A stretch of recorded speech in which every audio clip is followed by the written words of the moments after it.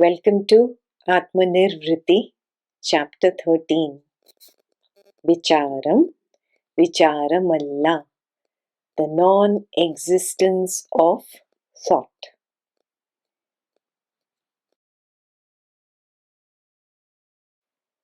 Atmananda is slowly opening up the pathway between Drishti, Srishti, Vad and Ajatavad. So this is an opening through which we are moving towards Ajatavad. We started Ajatavad actually in chapter 12, where we recognized the non-existence of the objects of senses. In that chapter, if you have been following it through your own experiential recognition, you would have by now become very clear that neither the perceiver of objects, nor the process of perception, nor the perceived object exist independently of either consciousness. You can call it the witness consciousness, the sense of I am, or as Atmananda calls it, the I principle.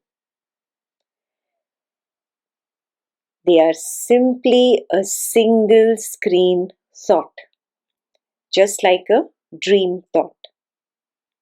In a dream in the night, the seer, the seeing, and the seen are all present simply as a single thought, a single dream thought.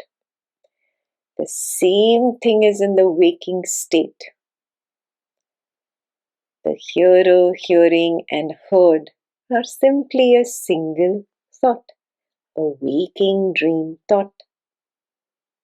It's a single screen. The smeller, smelling, and the smelled are simply a single screen thought. The taster, tasting, and tasted are simply a single screen thought. The toucher, touching, and touched are simply a single screen thought.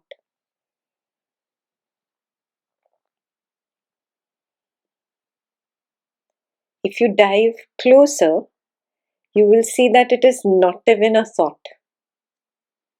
It is just for the sake of communication, for the sake of convenience, that we are even calling it a single screen thought. But when you really dive into it, it's not even a thought. Moment to moment, the thought disappears into pure consciousness again and again and again. This single screen is my true nature.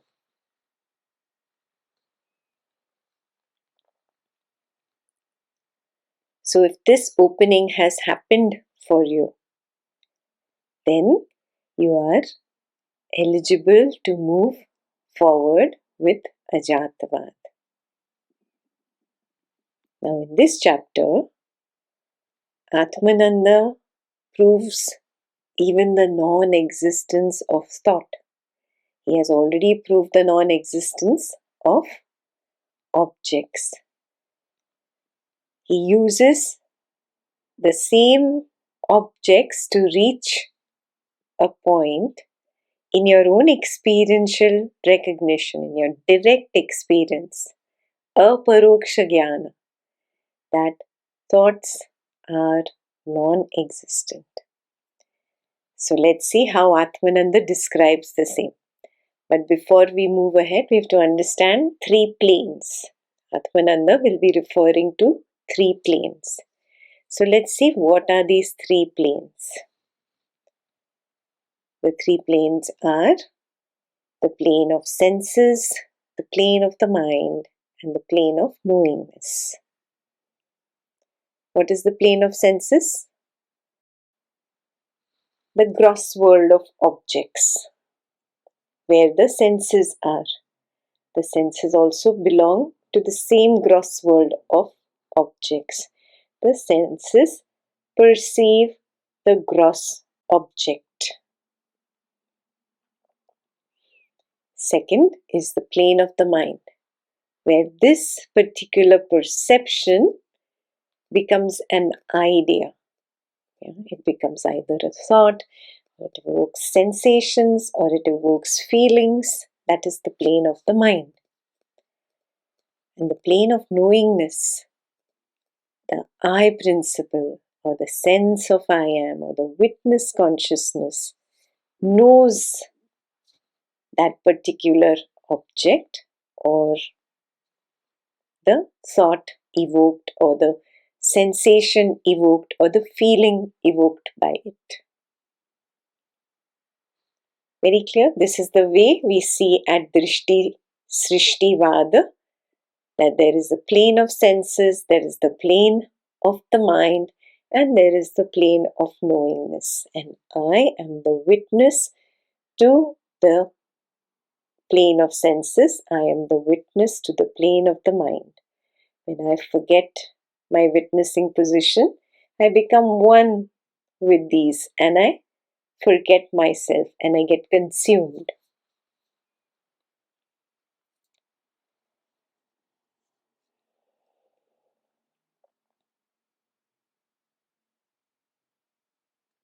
So Atmananda moves forward and explains to us a little more in detail about these planes. He says the plane of the senses is limited by time and space. Yes, means this plane of gross objects. If I take the position of the body, I see everything as a gross object. The camera, the computer, the wardrobe, the window, the walls. These are gross objects. This is a gross body. This body and these objects have length, breadth, height. That is the limitation by space. And they are limited by time. There is time in this gross world. So this plane of senses is limited by time and space. Now I take one step beyond this body and the world to the level of the mind. Mind has no space. There is no length, breadth, height at the mind level. But there is time. So this gross world is limited by time and space. The mind is not limited by space. It is only limited by time. You take one more step beyond the mind to the level of I, the witness. I, the principle, or the sense of I am. At this level, is there time? Is there space? No, it is beyond space and time.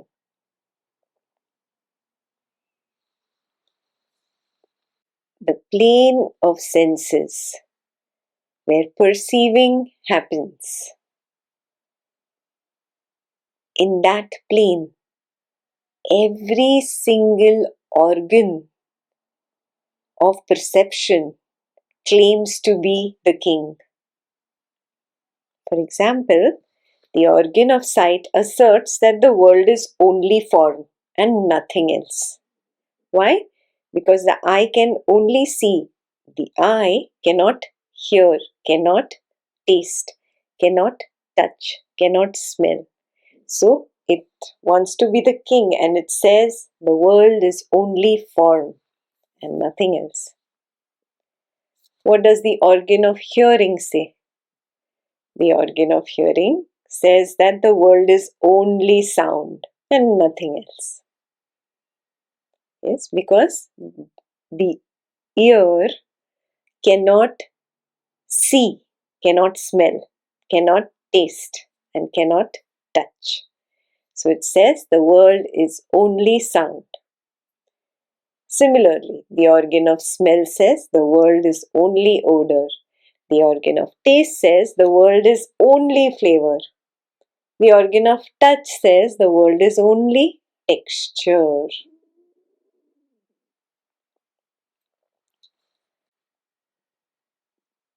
Each organ says that it is the king. It rules the world.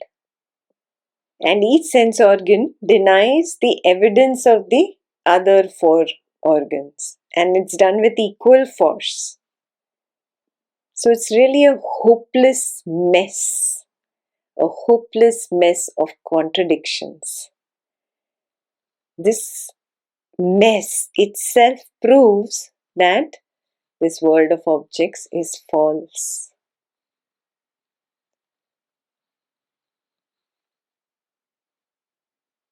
But how do we see it? We see this world of objects as real. Yeah? The plane of senses, we see it as real. Atmananda says, no, really look. In this false plane of senses, if you look clearly, the object that is projected is actually superimposed on Brahman. Just like the snake is superimposed on the rope. And what does this superimposition do? This superimposition attributes permanence of Brahman to the form.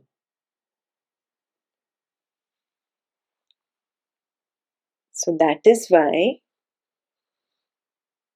I feel that these objects, this world of gross objects, is permanent. Why did this wrong idea develop in the mind? Because of the superimposition. Because these objects are superimposed on Brahman. Just like the snake is superimposed on the rope. Yeah. When we wake up, we see there is no snake. Similarly, when you wake up, you will see there are no objects. There are no objects.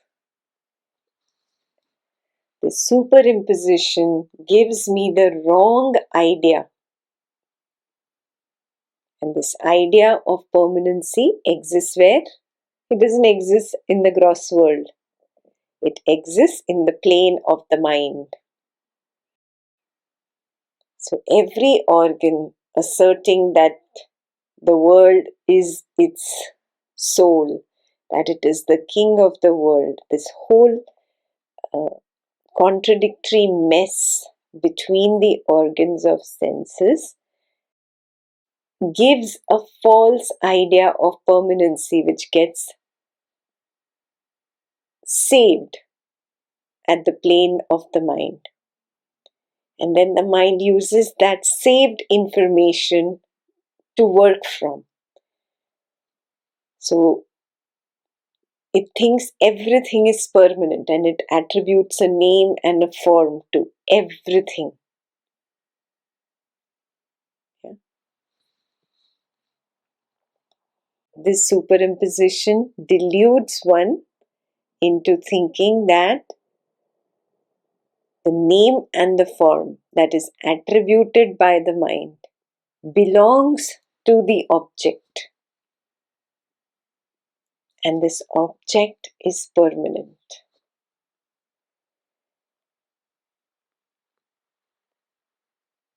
Again and again look, what is name and form? Isn't it nothing but thought? And if you dive into thought, you will notice that a thought is nothing but a wave that arises and falls. That means it is born and it disappears. It is born and it disappears. So the idea of permanency of the name and form in the mind, that idea is born and it disappears. The name and form of the object is nothing but a thought. It is born and it disappears. And above all, if you examine the object, you can never really prove the existence of the object. All you know is your own perception. You only know perception of sight when you look at the computer. You have no solid evidence of the existence of an object called the computer. So when you stand as the mind, moving away from the stand as the body in the gross world, when you stand as the mind, you will see that all I really have proof of is my perception. In this example, perception of sight of the computer. And what is perception? Perception is nothing but thought. And this thought arises and dissolves and disappears. Where does it disappear into? Into the plane of knowingness. Into pure consciousness. Now remember, I, the witness consciousness, cannot directly know the thought. I, the witness consciousness, arise along with the wave of that thought and dissolve with that wave of the thought. In pure consciousness is where knowing happens. In the void.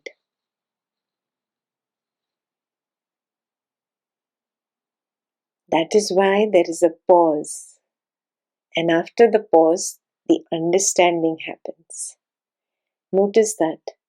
Whether there is a thought, whether there is a feeling, whether there is simply perception, there is always a pause. In that pause, everything dissolves into the void, into the pure consciousness. Both I, the witness, and the perception, both dissolve into the pure consciousness. And that is where knowingness really happens.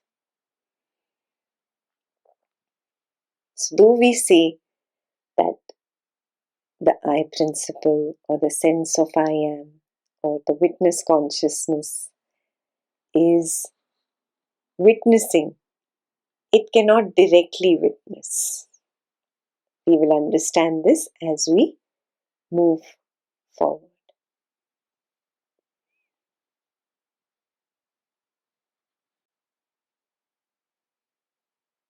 So Atmananda says that to get beyond this delusion and this superimposition of the forms on Brahman, what does one have to do? One has to move his stand from the body, from the mind, to the plane of knowingness, to the I principle.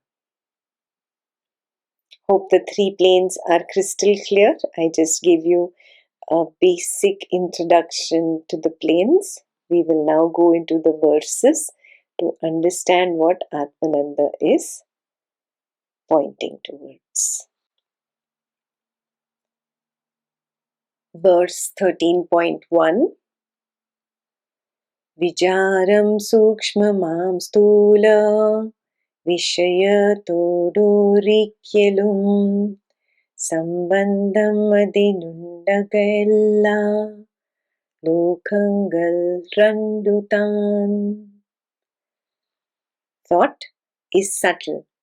It cannot come into contact with a gross object, nor can it have any connection with it, because they are in different planes. Verse 13.2 Adinal sthula mayulla Vishayatheyuruttenum Chindikyan vaya nennu cholvada baddhamam. This being so, one can never think of a gross object, and to say one can is wrong.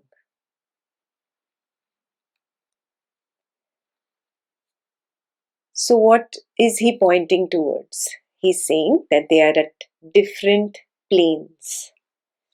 It is obvious that that which belongs to one plane cannot come in contact with that which belongs to another plane. So he's saying that thought that exists at the subtle plane, limited by time, cannot come into contact with a gross object that exists on a gross plane of senses, which is limited by time and space. They are on two separate planes. They cannot have connection. They cannot make contact because of the two separate planes. Is this clear? This world of gross objects is limited by time and space. Thought exists on a subtle plane which is limited only by time. Because of two separate planes, there cannot be connection between thought and object. They cannot come into contact with each other. Therefore, one can never say that I think of a particular gross object. You cannot. Thought cannot come into contact with a gross object. And if you say you do, he says you are wrong. Let's understand this a little more clearly. It is the mind that is making a claim that I perceive gross objects. Correct? Mind is equal to thought. Thought is equal to mind. There is no difference. Mind is at a subtle plane.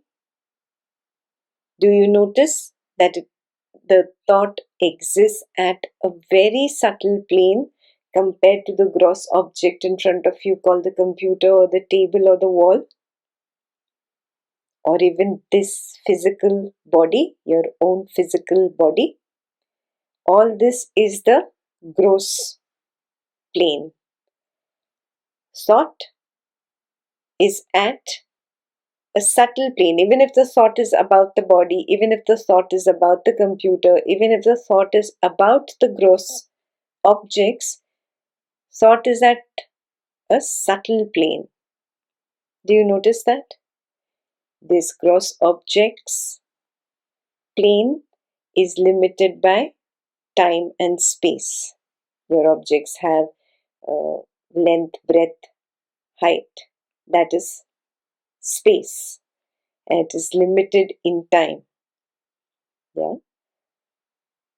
Look at the thought about the computer. The thought is not limited by space.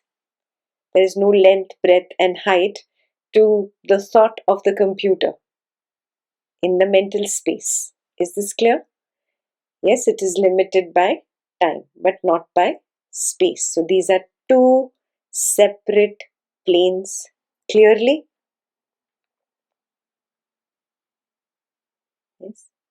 In order to perceive, the mind would have to become limited by space and then come down to the gross plane. Can the mind come down to the gross plane? Can the mind become limited by space and come down to the gross plane? No. It cannot come down to the gross plane to perceive the gross object, to know the gross object, or to even witness gross objects.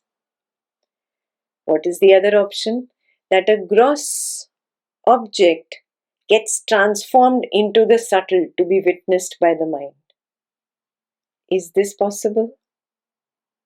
This is also not possible. This means that the mind can never perceive the gross. The mind can never witness the gross.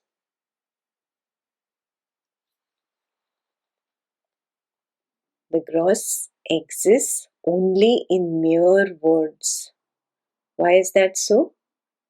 Because the only evidence of the existence of a gross object is the mind's knowledge. And what is mind's knowledge? Mind's knowledge is nothing but name and form. Again, what is name and form? Nothing but thought.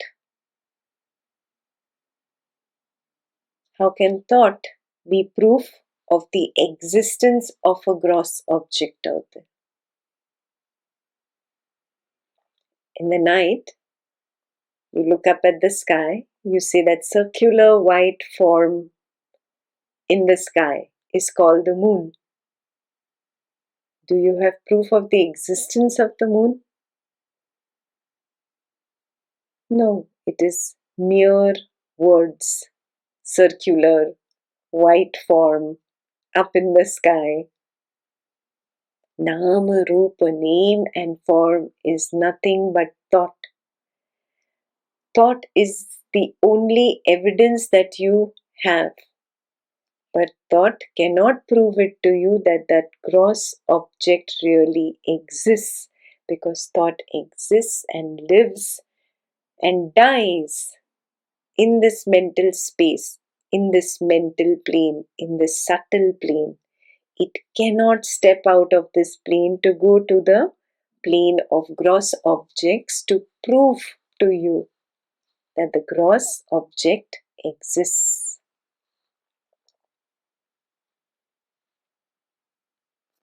Therefore, as I do not have any proof of the existence of a gross object, I cannot think of a gross object. And to say I can think of a gross object is wrong. Because thought cannot come into contact with the gross object.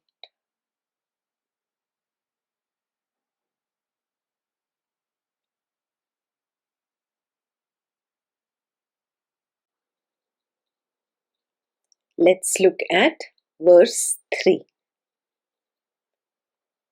Chindayil sukshmamayulla விஷயங்களுடிக்கேயாம் എന്നു ചൊല്ലുനടും സത്യ മാകയില്ലോർത്തു നോക്കിയാൽ. The idea that subtle objects can take their rise in thought will also be found on careful examination to be untrue. Sukshmamam vishayam chinda roopamanilla samshayam uru chinda yillunda vilanya chinda yurikyilum. There is no doubt that a subtle object is itself a thought form. One thought can never exist in another.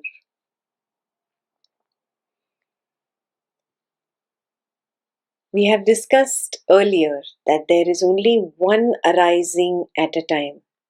There is either the perception or a thought or a feeling or a sensation or the void, the interval in between two arisings. Without this interval, you could have never distinguished between two mental activities. There is always an interval, a gap, a void in between two arisings.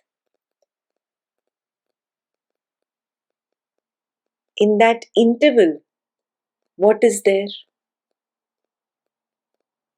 There is no thought, there is no feeling, no perception, there is no physical body. There are no sense organs. There is no waking state, no dreaming state, no deep sleep state.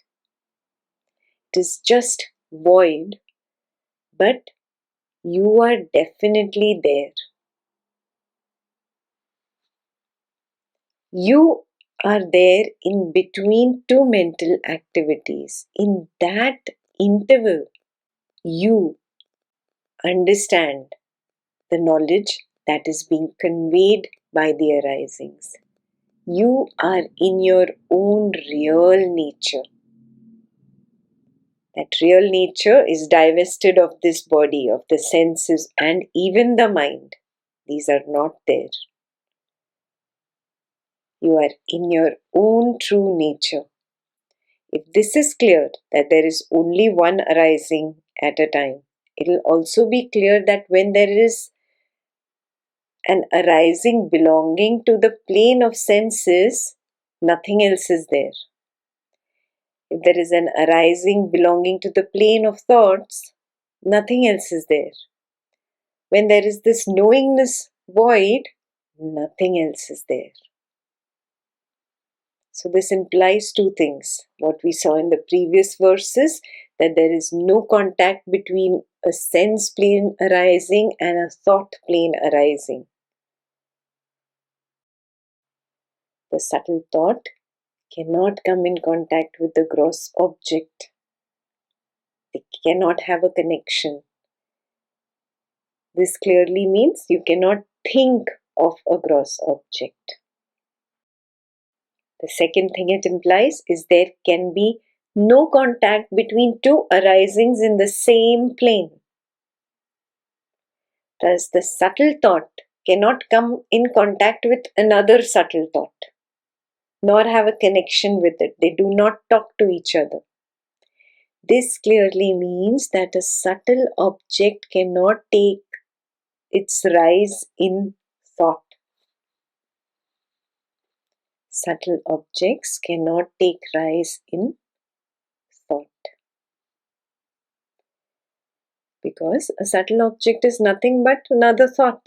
It is another thought form. One thought cannot exist inside another. Is this very clear? There is always that interval, that gap, the void in between two thoughts. So far, Atmananda has very clearly explained to us that we have no proof of the gross world because the only evidence I have is what thought tells me about a gross object. But thought can never step out of its subtle plane and go to a gross object to be able to give me proof that the gross world really exists. They cannot talk to each other because they are two separate planes. Second, can a subtle object be there? No. A subtle object taking a rise in thought itself would mean two arisings together without the void. This is not possible. One thought can never exist in another thought. Yes? So there is nothing like gross object and there is nothing like subtle object either. This is what Atmananda is going to tell us in the next verse. Let's look at verse 5. Adinalepudum chinda parkil nirvishayam dridam adine chinda yennapo paravan kadi yunnado. A thought can therefore never have an object, gross or subtle. It cannot then be called a thought. Chindayalladu bodham tan rubavarjitam avyayam adanu jnanenu dunna shabdasya Mottatin Lakshamam Porul. This objectless thought is one's real domain, formless and changeless. It is this that is pointed to by the word I.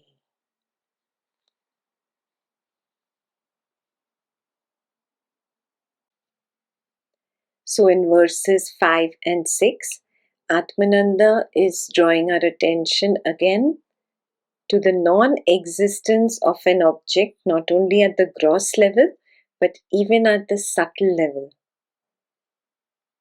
He's saying that at the subtle level, a thought can never hold an object.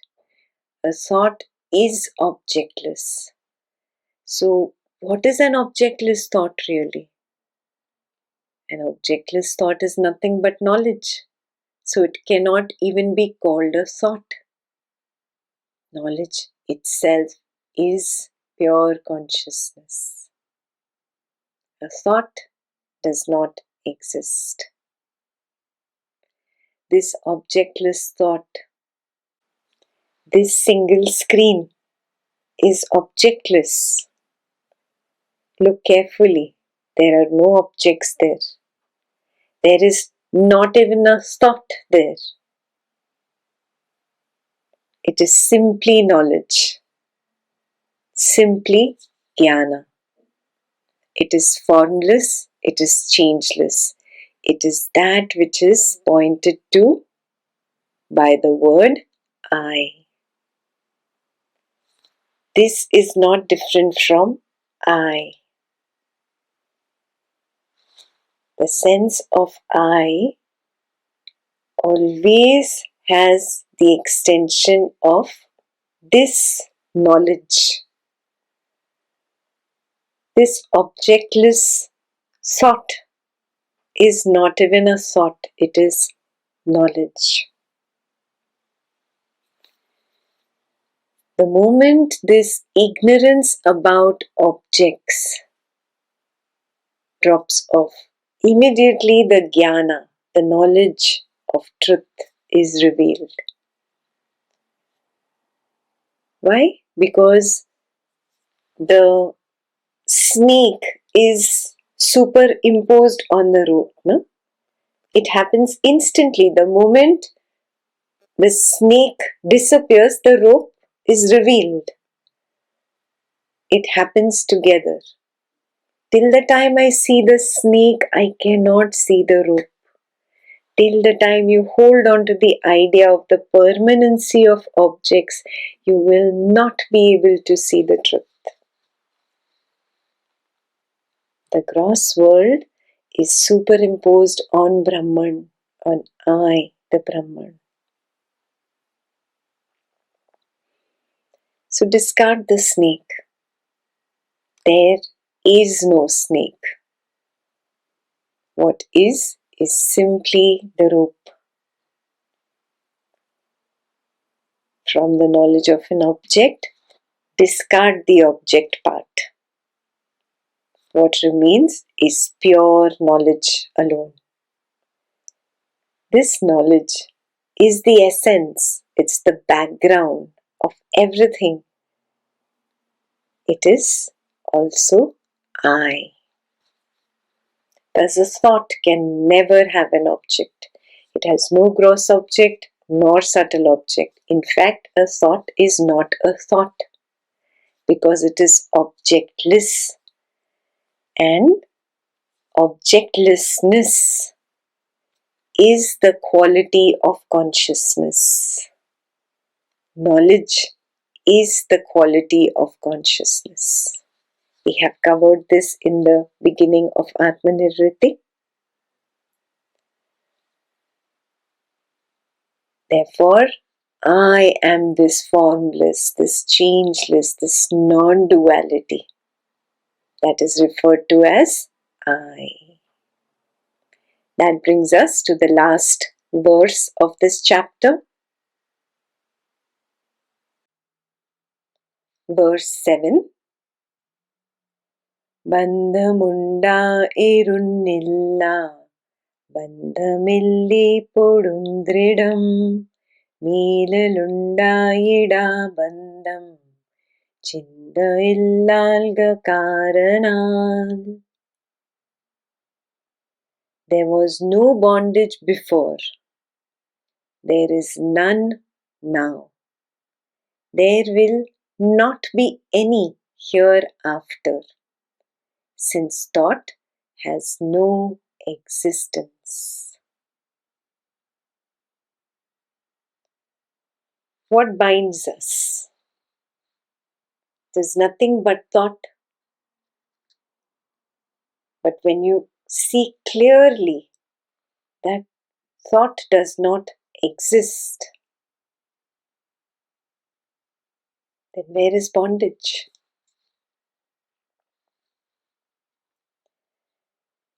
When an ordinary man who believes himself to be the body, when he sees an object, he emphasizes the object part of it and completely ignores the most important part, that is consciousness. When he is consumed by the object part of it, that is thought itself. That is his bondage. But when a Jnani, an Advaitin, an Ajatavadan sees the same object, he sees it not as an object but as consciousness itself. He emphasizes only the consciousness part of it, and he feels that it is the self.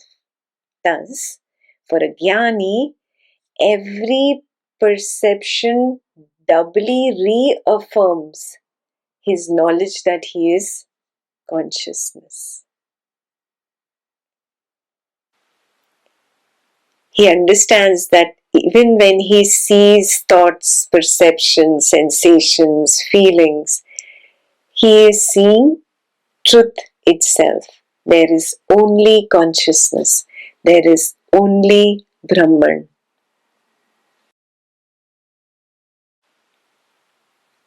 When such a Jnani, an enlightened one, an awakened one, is asked, isn't this world simply a bondage for you? Isn't this body of yours simply bondage for you?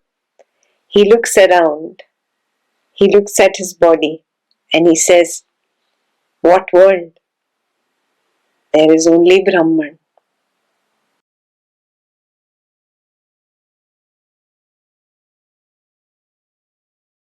We will stop here and dive deeper into exploring this truth in depth in our own experiential recognition.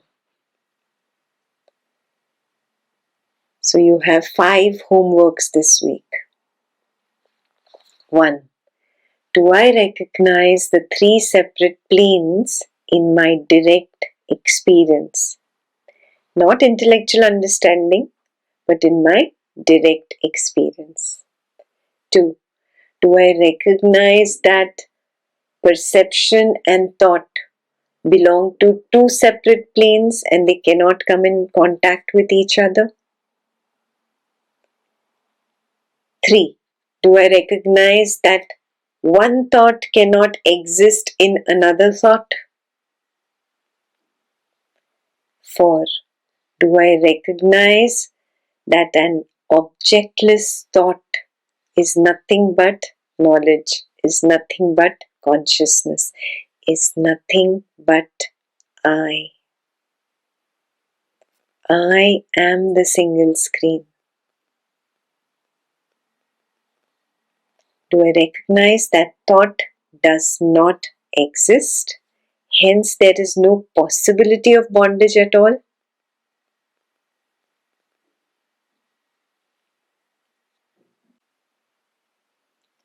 So let's go into silence, if possible, for the rest of the day and extend it into the week, and just dive into these 5 self-recognitions or self-explorations or 5 points of self-inquiry. Dive into aparoksha jnana. Find the answers within. They cannot be just glimpses. They have to be your solid reality before we can move deeper into Ajatavad. Other people's answers, other people's knowledge will not help here. So don't piggyback on other people's sharing. Dive deep within into yourself and recognize the truth. Keep exploring. I will see you next week. Bye-bye.